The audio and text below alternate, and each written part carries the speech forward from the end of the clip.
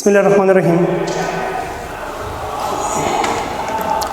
Bismillahirrahmanirrahim. With the name of Allah, the most merciful and the most gracious. Dear student, today we will discuss some things about poetry, because our next lesson, it is all about the poetry. So before that, you should have some background knowledge regarding poetry and its various forms.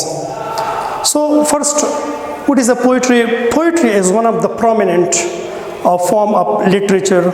Like there are various forms of literature as drama, novel, prose, poetry, and history. So it is also one prominent form of the poetry. How we can define poetry? So poetry, as we see, that it's the spontaneous overflow of powerful thoughts, feelings, and emotions.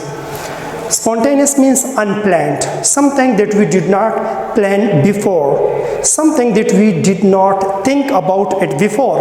यानी वो चीज़ जिसके बारे में हमने पहले सोची नहीं होती, but something that suddenly strikes our mind, जो हमारे जहन में अचानक या जल्दी से पिलफूर तौर पर आ जाती हैं. Overflow means that a large amount. Overflow मतलब something that flows from its edges. So means we can say in abundance. Powerful thoughts, feelings, and emotion.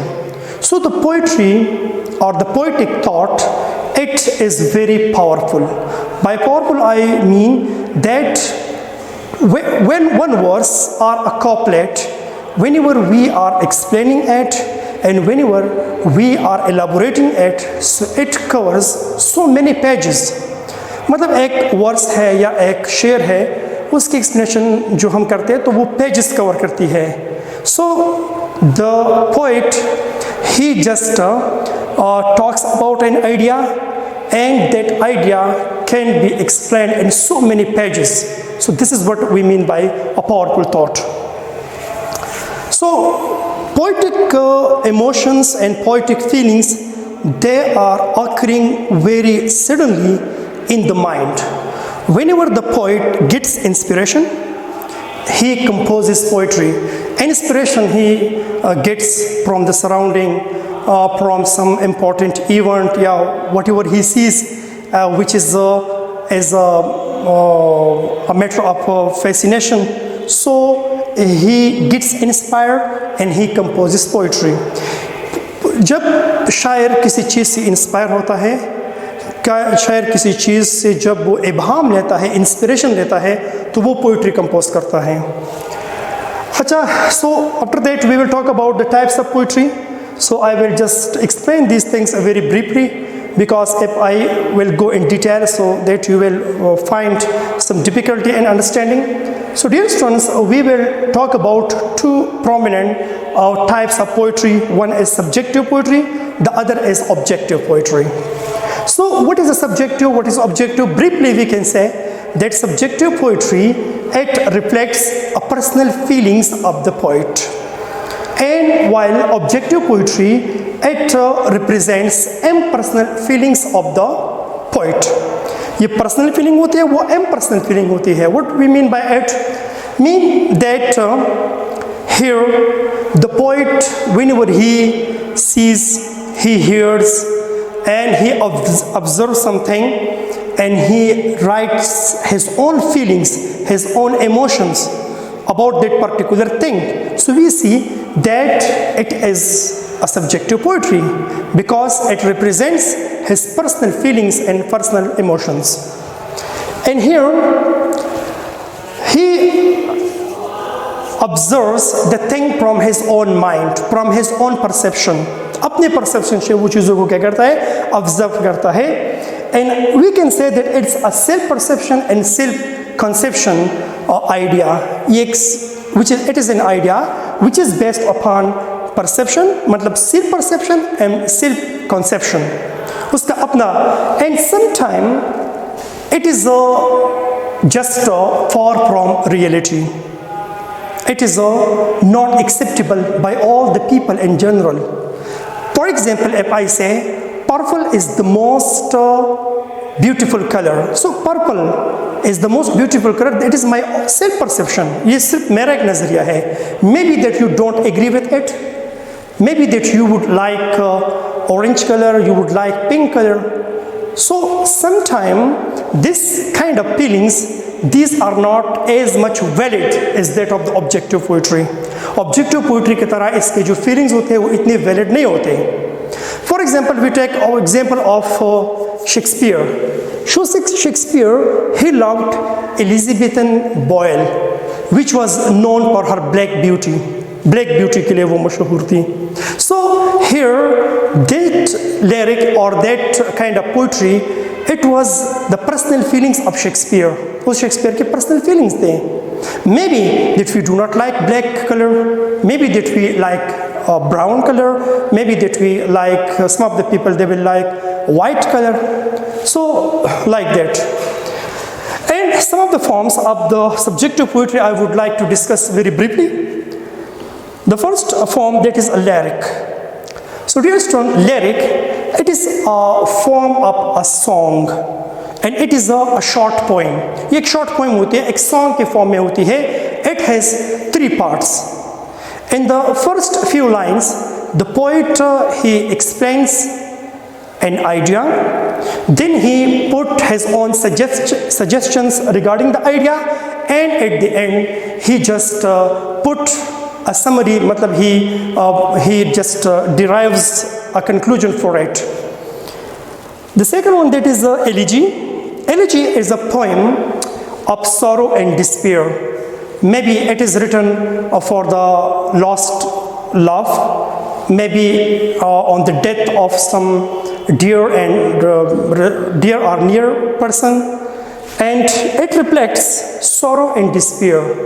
इसमें क्या होता है, मरसिया जो होता है, इसमें मतलब ये है कि ये पोएम तब लिखा जाता है जब शायर को कोई मतलब है कि बहुत बड़ा सदमा पहुंचता है, when he is shocked, like when he lost, for example, if he lost his love, if he got some failure, and if there occur a death of his relative, अगर कोई रिलेटिव का डेथ होता है, मतलब उसको नाकामी का सामना करना पड़ता है, नाकामी दरिया उसका मोहब्बत जो है वगैरह वो खो जाता है. सो इसमें जो पोएम लिखी जाती है, that is known as elegy.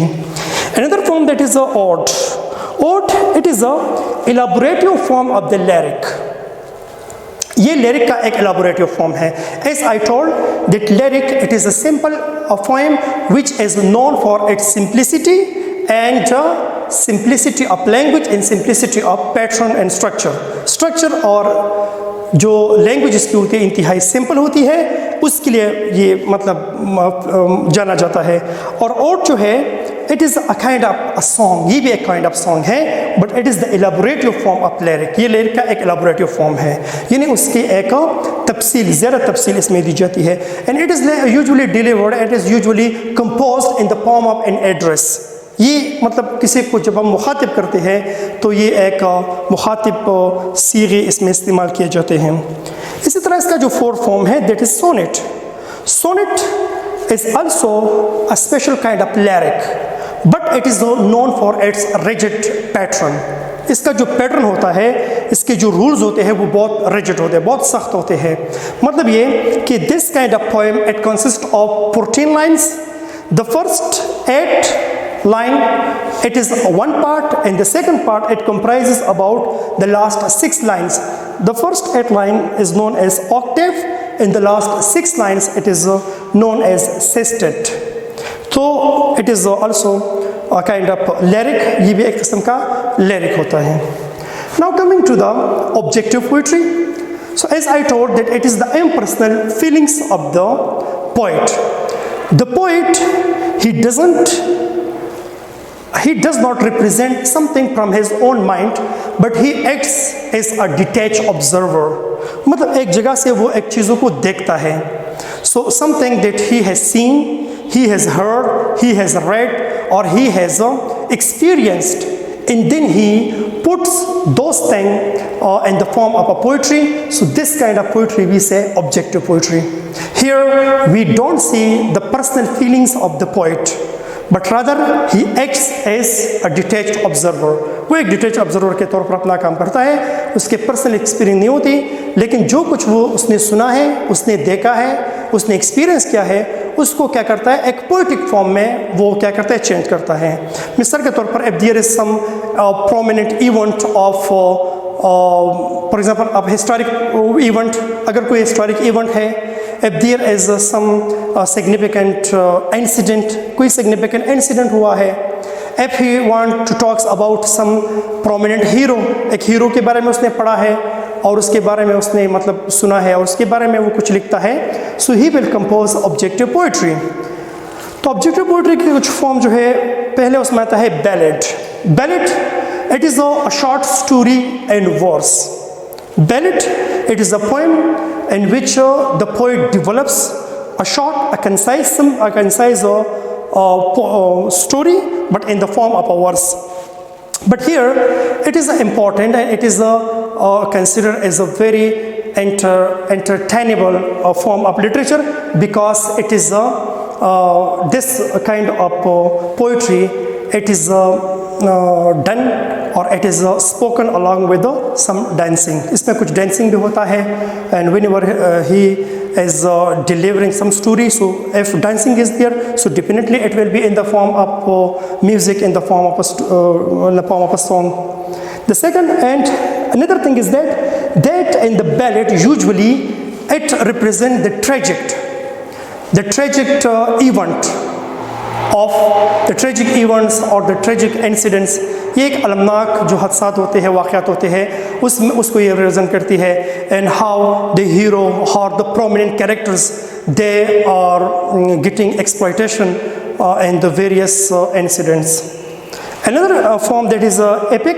Epic, as I told you, that ballad is a short story and verse, so epic is a long story and verse.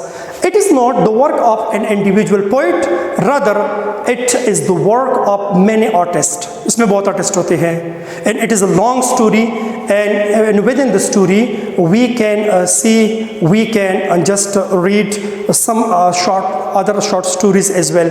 एक बड़ी कहानी होती है, लेकिन उस कहानी के बीच बीच और भी छोटी छोटी कहानियाँ होती है, and I told that it is not the work of an individual, but rather it is the contribution of many people, many poets. Another important form of the objective poetry, that is idyll. Idyll is a description of striking event, some important event. It can be historical, it can be religious one, but maybe that event has occurred in the past, but the poet represents it in the present time. As we can see from this poetry, as the characters they belong to the present time, और इसमें आपको ये लिखने को मिलेगा कि जैसे कि ये characters आज के दौर से belong करते हैं, and it is it represents some striking event, some important significant event, significant happening which has been occurred in the past, but poet represents it in the present. Another and the last form of the objective poetry, that is a dramatic monologue. Here, what do we mean by drama?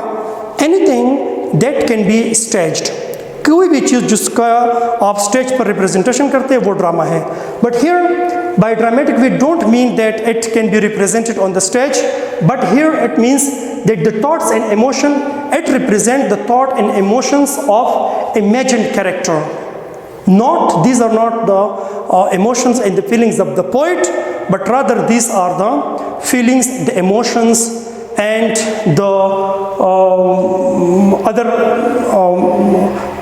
feelings, emotions of the imagined character. एक तस्वुराती character होता है, उसकी feelings को, उसके जो emotion होते हैं, उसके जो thoughts होते हैं, ये उसको represent करती है.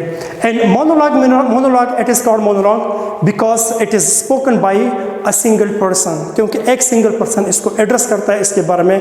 Monologue means when one person is talking, when one person is representing something, that is called monologue. So dramatic monologue in the sense that these are the thoughts, emotion, and feelings of an imagined character, and monologue and the way that it is represented by the poet on the stage. क्योंकि एक poet जो होता है इसको stage पर represent करता है, only one character talks throughout the event या throughout the poem, और तमाम poem में सिर्फ एक आदमी जो है, एक poet जो होता है वो representation करता है. So I hope that you understood it. So you must keep in mind that what do we mean by poetry. Poetry की डेफिनेशन क्या है, उसके दो फॉर्म्स जो है subjective poetry, objective poetry. Subjective poetry के जो 4 फॉर्म्स मैंने बताए, इस तरह ऑब्जेक्टिव पोइट्री के जो 4 फॉर्म मैंने बताए, ये आपको briefly you should inculcate this information in your mind so that we may understand poetry in a very proper, in a very accurate manner. Thank you very much for watching, and inshallah the poem we will discuss in our next lecture. Thank you very much.